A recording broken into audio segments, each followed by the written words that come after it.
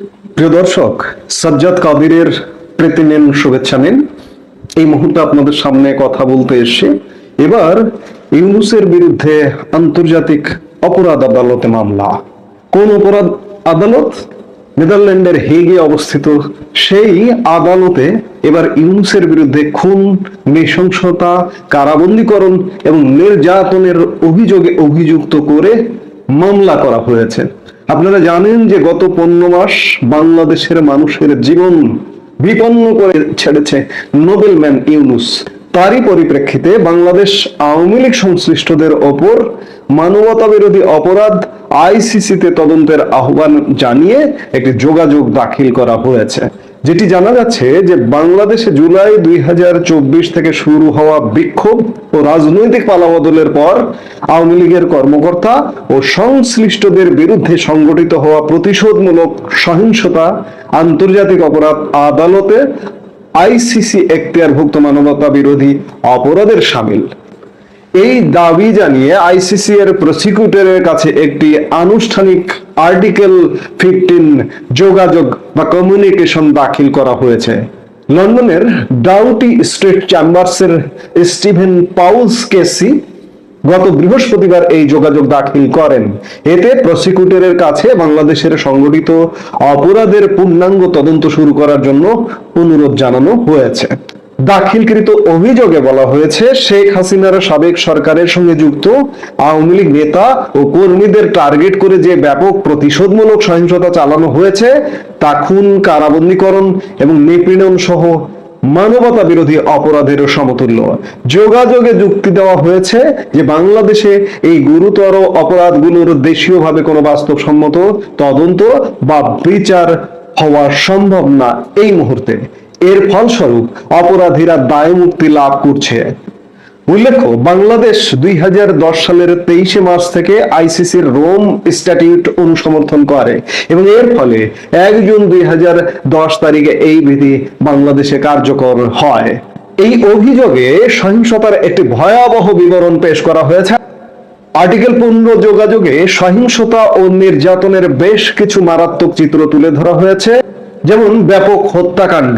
অভিযোগ অনুযায়ী জুলাই 2024 থেকে এ পর্যন্ত প্রায় 600 আওয়ামী লীগ নেতা ও কর্মী নিহত হয়েছেন। তাদের মধ্যে অনেকেই হিংস্র জনতার হাতে মারধর এবং গণপিটুনির শিকার হয়েছেন। এই হত্যাকাণ্ডের প্রমাণ হিসেবে সাক্ষী ও ভিডিও প্রমাণ সরবরাহ করা হয়েছে। আরেকটি অভিযোগের মধ্যে অভিযোগ করা হয়েছে ব্যাপক কারাবন্দীকরণ।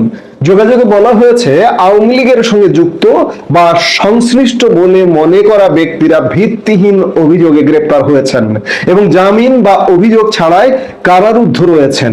গ্রেপ্তার হওয়াদের মধ্যে রয়েছেন রাজনীতিবিদ, বিচারক, আইনজীবী, সাংবাদিক, এমনকি অভিনেতা ও গায়কেরাও। আরেকটি অভিযোগ হেফাজতে মৃত্যু। অভিযোগ করা হয়েছে, জুলাই 2024 পর আওয়ামী লীগের 45 জন নেতা কর্মীর হেফাজতে মৃত্যু হয়েছে। কিছু ক্ষেত্রে হার্ট অ্যাটাকে মৃত্যুর খবর দেওয়া হলেও তাদের দেহে নির্যাতনের স্পষ্ট চিহ্ন পাওয়া গেছে বলে দাবি করা হয়েছে। অপারেশন ডেভিল হান্ট এবং রাষ্ট্রীয় অভিযান সম্পর্কে অভিযোগ করা হয়েছে। যোগাযোগে আরো বলা হয়েছে, অন্তর্বর্তীকালীন প্রশাসন কর্তৃক ফেব্রুয়ারি 2025-এ অপারেশন ডেভিল হান্ট নামে একটি যৌথ অভিযান পরিচালিত হয়। এই অভিযানের লক্ষ্য ছিল আওয়ামী ফ্যাসিবাদ দমন করা। পুলিশ ও সেনাবাহিনীর এই যৌথ উদ্যোগে মাত্র 12 দিনের মধ্যে 18,000 লোককে গ্রেপ্তার করা হয়েছে বলে জানানো হয়। দায় মুক্তির আদেশ নিয়ে উদ্বেগ প্রকাশ করা হয়েছে অভিযোগে। যোগাযোগটি বাংলাদেশের বিচারহীনতার সংস্কৃতি নিয়ে তীব্র উদ্বেগ প্রকাশ করেছে। বিশেষত অন্তর্বর্তীকালীন প্রশাসন কর্তৃক 14 অক্টোবর 2024 তারিখে জারি করা একটি দায় মুক্তি আদেশ নিয়ে প্রশ্ন তোলা হয়েছে। ওই আদেশের মাধ্যমে 15 জুলাই থেকে 8 আগস্ট 2024-এর মধ্যে সংগঠিত কাজের জন্য এই উৎখানে সমস্ত প্রচেষ্টা করা ছাত্র ও নাগরিকদের বিরুদ্ধে কোনো মামলা বা হয়রানি না করার নির্দেশ দেওয়া হয়।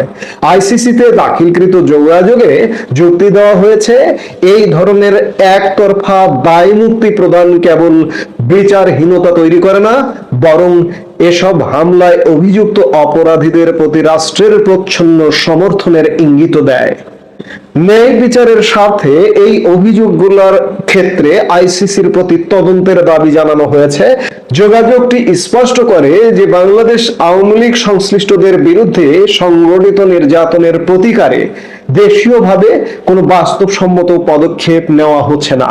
এমত অবস্থায় ন্যায় বিচার নিশ্চিত করার সর্বোত্তম সুযোগ হলো আইসিসি প্রসিকিউটরের দ্বারা পূর্ণাঙ্গ তদন্ত শুরু করা।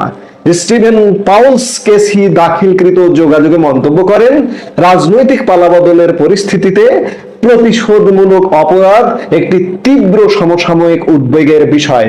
এই অপরাধগুলো সুস্পষ্টভাবে আইসিসির এখতিয়ারভুক্ত এবং এর দমন ন্যায় বিচারের স্বার্থে অপরিহার্য। যথাযথ অভিযোগ দাখিল করা হয়েছে আইসিসিতে, কারণ বাংলাদেশে এই মুহূর্তে একটা বিচারহীনতার সংস্কৃতির মধ্যে আমরা বসবাস করছি।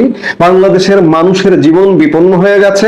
শুধু যে আওয়ামী লীগ করে তাদেরই নয়, বাংলাদেশের আপামর জনসাধারণ, এমনকি আওয়ামী লীগ যদি নাও করে ট্যাগ লাগিয়ে তাকে কারাবন্দী করা হচ্ছে, তার উপর নির্যাতন করা হচ্ছে, নানা রকম অত্যাচার। এই অত্যাচারের তো বিচার হতে হবে। এই অত্যাচারের তো শেষ আছে। ইউনূসের বাড়াবাড়ি সর্বোচ্চ পর্যায়ে পৌঁছে গেছে। এই বাড়াবাড়িটা দমন করা দরকার। যথাযথভাবে আইসিসিতে যে অভিযোগটি করা হয়েছে, আমরা প্রত্যাশা করি যে আইসিসি এই অভিযোগটি আমলে নিয়ে শীঘ্রই তদন্তে নামবে ইউনূসের বিরুদ্ধে। বাংলাদেশের মানুষের কষ্ট হচ্ছে।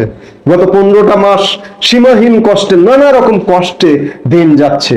বাংলাদেশের মানুষ একটু সচেতন হন, একটু জেগে